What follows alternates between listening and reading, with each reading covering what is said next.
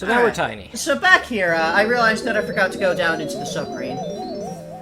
So let's go into a submarine. You can only go through in the porthole with Tiny.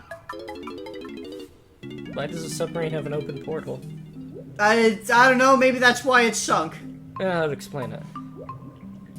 This place is just... I don't like this room, because all that's here is this bonus barrel.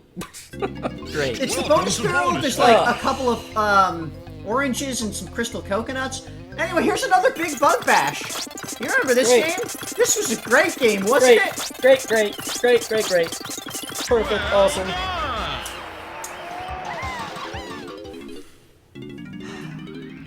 But yeah, there's like a couple of other collectibles in here, like ammo pickups and grenades and the crystal coconuts, I think. And there's the fucking puffed ups enemies, but that's it. That's all that's in the submarine.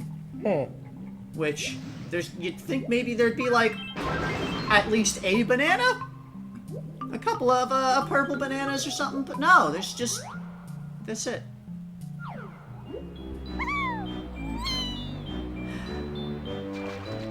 Anyway, over at Snide's, we had some things for Tiny, and the number 3 pad, which is the thing. We got 82 bananas now with Tiny, and Donkey has a balloon around the lighthouse. I am saying things that occur in the game as they occur. Yeah. This is the commentary that you have come to this channel to enjoy. From me. There we go.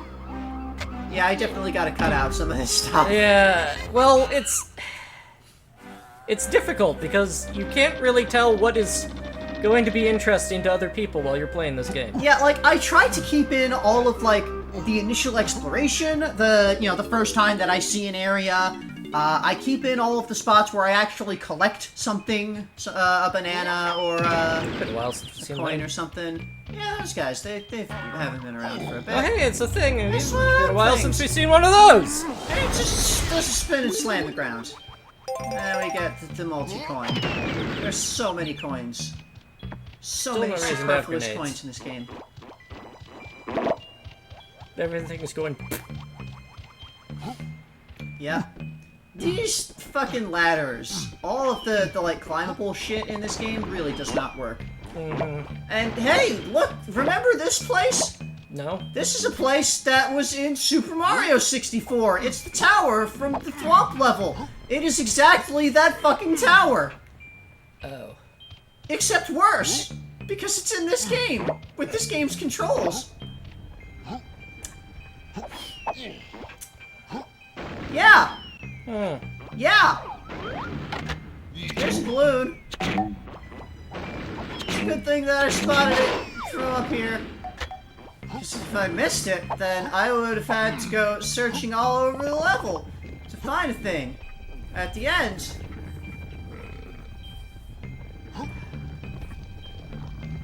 And this is, how lighthouses are constructed, is they're towers with sliding step platforms. Well, sure, why not? I mean, how else are you supposed to ascend? Like stairs? Who would do that? So, up here we've got a lever. Don't walk off the edge while trying to line up to pull the lever. Yes, this lever which we needed to drink a potion to learn how to pull. And so we turn on the electrical flow, laser flow of the lighthouse. Ah, it's a laser lighthouse. Or, like, it might just be an electrical current arcing through the air? I guess, yeah. Wow, that lighthouse is moving fast. Yeah, it's really fucking moving there. And that It's causes more like a door to open?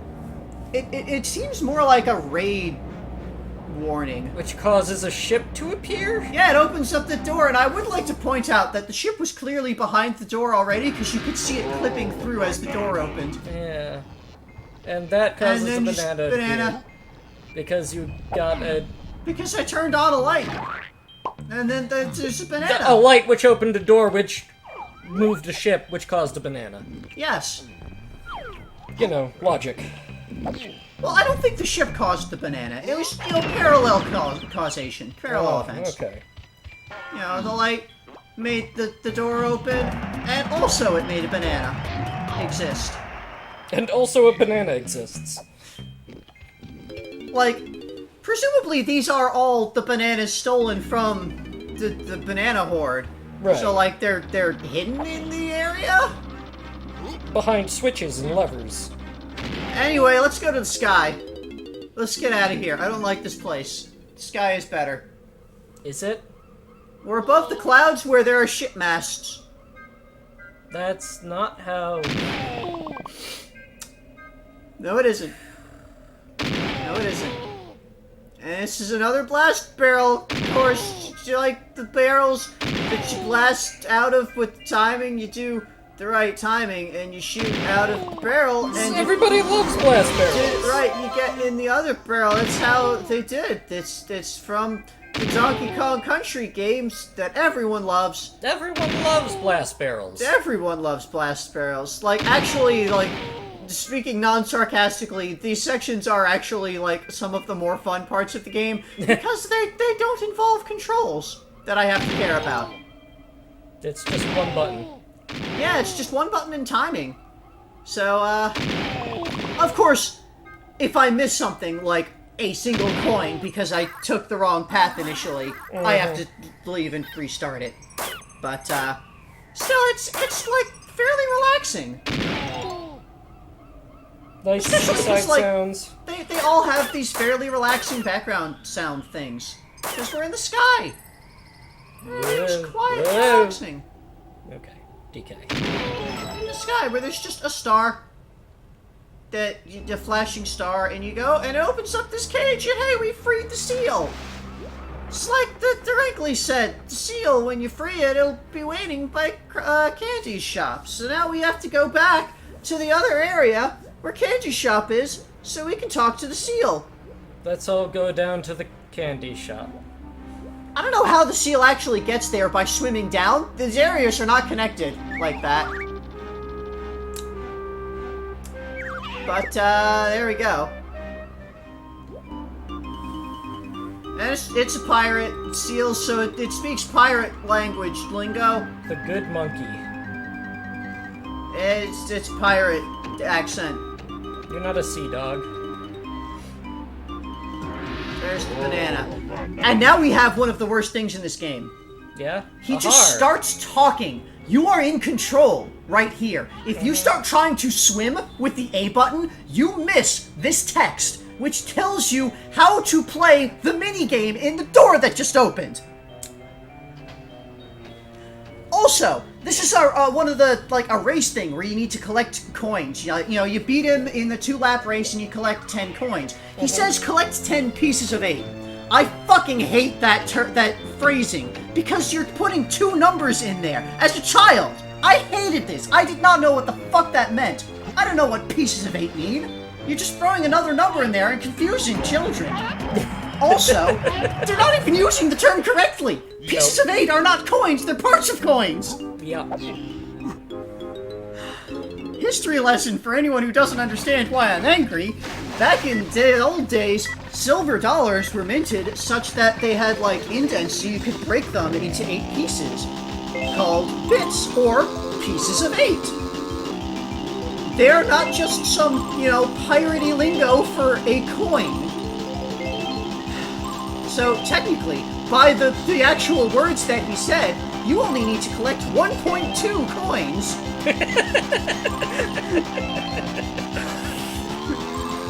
But yeah, if you missed the descriptor for, you know, what he was saying for the controls for this minigame, you would need to leave the entire stage and come back for him to say the thing again. Because you can't, there's no, like, talk button. No. And for whatever reason, they put the explanation out there and not in the minigame like all other minigames have. Every other minigame has the control descriptor in the minigame zone after you put it in there. No, this one, he just says it after you fucking grab his banana while you have control and are swimming and not expecting text to happen. Because he had already said his piece. Because he'd already said his thing about getting the banana. About freeing him. Also, something that isn't actually, like, explicitly mentioned in that descriptor. You know, all of these gates that you need to pass through. As I miss them, you'll notice in the lower corner, it's got the check marks for the miss. Yeah. You can miss 4 of them and still be fine. Which is, you know, helpful for actually winning the race, because then you can just not bother trying to go into a gate to, you know, get a little bit of advantage. Mm-hmm.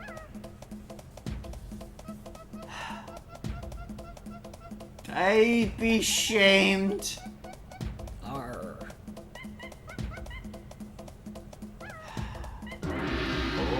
Not booty. Nope. I hate everything about this minigame. That's actually like a good thing to kind of kick off into, you were mentioning a theory about how literally everything in this game is badly designed, or designed wrong? Yeah, I think, so, we might get more into this into the upcoming videos, but I believe firmly that there is nothing in this game that was designed correctly. Everything is somehow wrong. There is no game element that is good, or, like, done correctly. And this is just a theory, and I want to, you know, I want to be wrong. I want to believe that there is good in this game, because you have fun with it. I have fun because it's something that, like, when I'm not wrestling with the controls, I can just kind of turn off. Right, tune but out, and just relax and play this game. Other games are like that, too. It doesn't have to be Donkey Kong 64. Oh, my lovely pearls. So, you know what? Sound off in the comments if you think there is something that we can discuss, go in depth, and find out, did they do anything 100% correctly? yeah, let's Any just start one thinking element. let's start thinking about, some of the things that we've seen here. Obviously, the controls are terrible. Right. You know, I've been saying all sorts of things about the controls in this game being terrible, even compared to Banjo-Kazooie. And And coincidentally, here's the jet barrel. That is the jetpack. God. This is also fucking terrible. We've got 2 really terrible things in this stage. At least. So you play the guitar on top of the lighthouse, and it spawns this mechanical fish in the other section of the stage. Okay. That you are on a timer to get to. Okay, that's nothing really new. So, at time, I was like, I don't know where this is, I'm just gonna go and grab some other stuff, and I'll grab that later. Okay. And while I was looking around, I found that little pit that had a couple of green coins and another, trough and scoff entrance. We'll see the mechanical fish a little bit later. Because, there's some more ditty stuff to grab. There's the top of this cage, where the seal was. It's got some coins, and there's a balloon nearby. And then there's the ship over there that, you know, we were told we have to get on the ship and fire the cannon. Oh yeah, we were told that. So let's get on the ship. We're on the ship. And fire the cannon. The only thing on the ship is this switch. And the ship is moving, so naturally there's... So yeah, when you jump, it moves underneath you. And you fire the cannon. Someone loaded a golden banana into the cannon. And now it's on top of the fucking lighthouse! Back up you go, I guess. Yep. But, I mean, that's convenient, because I need to go back up there to hit the thing to spawn the fish again anyway, so let's do that! So we spawn the fish, and we go over to the other zone. So we've got the teleport pad that can go there quickly. So this fish is swimming around. You need to go in its mouth. Its mouth is not always open. You need to wait for it to open its mouth, and it might take a while you are sitting here watching this timer tick down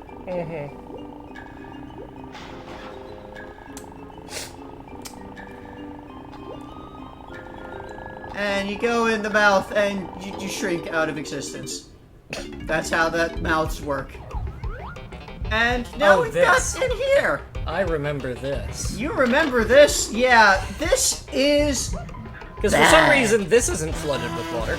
Yeah, I here just wanted to kill that fucking zinger that's up there. Yeah. Because that's just no. So we've got the heart here, and above it, it's got sneeze alert. And it has these vent things on it that you need to shoot, but the fan there stops and blocks them. And you need to wait for it to cycle. So you hit it, and then you get, once you've hit the first one, you get a 100-second timer. So, the way that the fan thing goes, you know, it will be blocking the top two on one position, and then it'll block the bottom one on the other position. Meaning, the top two, like, there's twice as much that you need to do while it's in the one position compared to the other. Mm-hmm.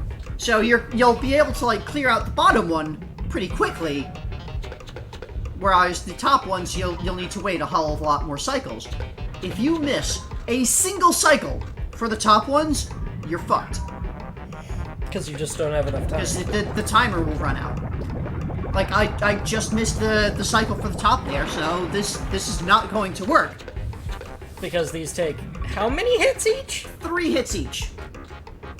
It starts out red, you hit it, it turns yellow, you hit the yellow, it turns white, you hit the white, it turns break.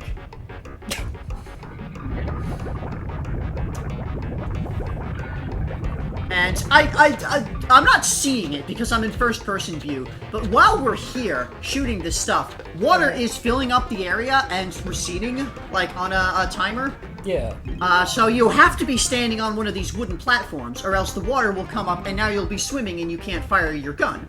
Right.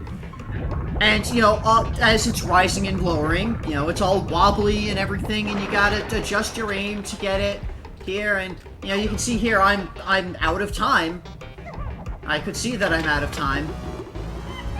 And when you run out of time here, it kicks you out of the fish, and you need to go all the way back to the lighthouse to respawn it to come back in. Every time you fail. Fortunately, I only failed it the once, but this is something that could easily be failed many times. Because again, if you make a single mistake and miss one cycle of the top ones, you're fucked. Because that's the only mistake I made that last time. Also, make sure that you start it by shooting one of the top ones. And really disappointingly, there's this whole sneeze alert thing at the top. You'd think when you shoot all the things, there'd be like a comical sneeze effect. But no. It just spawns banana. The fish doesn't sneeze. Why does it say sneeze? Why is it a heart? It's just... That's it. That's it. I hate this fish.